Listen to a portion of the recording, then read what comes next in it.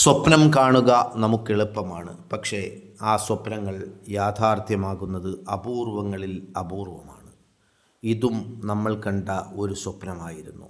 ആ സ്വപ്നവും യാഥാർത്ഥ്യമാക്കാൻ നമ്മുടെ ഭരണ സംവിധാനത്തിന് ഇതുവരെ കഴിഞ്ഞിട്ടില്ല എന്ന് ഖേദപൂർവ്വം ഓർമ്മിപ്പിച്ചുകൊണ്ട് വീണ്ടും ഞങ്ങൾ ആക്കൽ, പെരപ്പയം, റോഡുവിള, ചെങ്കൂർ, അമ്പലംകുന്ന് റോഡിൻ്റെ ശോചനീയാവസ്ഥ നിങ്ങളിലേക്ക് എത്തിക്കുകയാണ്.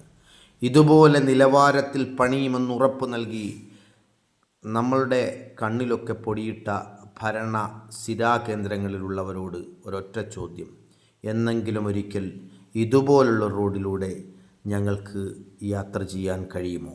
ചടയമംഗലം മണ്ഡലത്തിൻ്റെ വിവിധ ഭാഗങ്ങളോട് ഒട്ടിച്ചേർന്ന് കിടക്കുന്ന വർക്കല മണ്ഡലത്തിലെ ശ്രീ വി ജോയിയുടെ വളരെ ചെറിയ ഒരു റോഡ് BM&BC നിലവാരത്തിൽ പണിഞ്ഞ ഒരു റോഡിൻ്റെ വളരെ മനോഹരമായ കാഴ്ചയാണ് നിങ്ങൾ ഇപ്പോൾ കണ്ടുകൊണ്ടിരിക്കുന്നത്.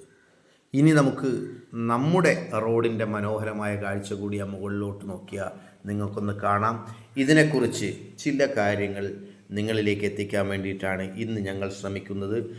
കാണുക, പരിപൂർണമായി സഹകരിക്കുക, കഴിയുമെങ്കിൽ അധികാരികളിലേക്ക് എത്തിക്കാൻ വേണ്ടിയിട്ടുള്ള ഒരു ശ്രമം കൂടി നിങ്ങൾ നടത്തണം എന്ന് വിനയപൂർവ്വം അഭ്യർത്ഥിക്കുകയാണ്. അമ്പലംകുന്ന് റോഡുവിള, ചെറിയവിളനല്ലൂർ, പെരപ്പയം റോഡ് 2 പ്രാവശ്യം ടെൻഡർ നടപടികൾ പൂർത്തിയായിട്ടും 2 ടെൻഡറുകളും ക്യാൻസലായി പോയതായിട്ടാണ് ഇപ്പോൾ കിട്ടുന്ന വിവരം. ചടയമംഗലം മണ്ഡലത്തിലെ ഏറ്റവും പ്രധാനപ്പെട്ട PWD റോഡാണ് ഇത്.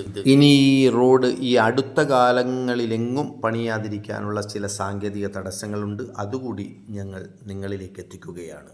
ഏകദേശം 9 മാസത്തിനുള്ളിൽ പഞ്ചായത്ത് തെരഞ്ഞെടുപ്പ് വരും. അക്കാലയളവിൽ തെരഞ്ഞെടുപ്പ് പെരുമാറ്റച്ചട്ടം നിലവിൽ വന്നാൽ പുതിയ വർക്കുകൾക്ക് പെർമിഷൻ കൊടുക്കാൻ കഴിയില്ല. പഞ്ചായത്ത് തെരഞ്ഞെടുപ്പ് കഴിഞ്ഞ് അകലെയല്ലാതെ നിയമസഭാ തെരഞ്ഞെടുപ്പും വരും. അപ്പോഴും തെരഞ്ഞെടുപ്പ് പെരുമാറ്റച്ചട്ടം നിലവിൽ വരും. അപ്പോൾ 2025 കടന്ന് 2026 എത്തിയിരിക്കും. 2026 പുതിയ മന്ത്രിസഭ അധികാരത്തിൽ വന്ന് പുതിയ വർക്കുകൾ സാങ്ഷനായി വരണമെങ്കിൽ ഏകദേശം 2027 എങ്കിലും ആകും എന്നാണ് നിഗമനം. ചുരുക്കി പറഞ്ഞാൽ നമ്മുടെ ഈ റോഡിൻ്റെ വർക്കുകൾ ആരംഭിക്കണമെങ്കിൽ 2027 വരെ നമ്മൾ കാത്തിരിക്കേണ്ടി വരും എന്നാണ് സാരം.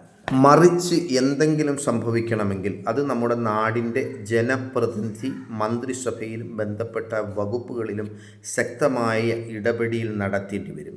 ഇതുവരെയും അങ്ങനെ ഒന്നും നടത്താൻ കഴിയാത്ത ജനപ്രതിനിധിക്ക് ഇനി അതിന് കഴിയുമോ എന്ന് കാത്തിരുന്ന് കാണേണ്ടി വരും.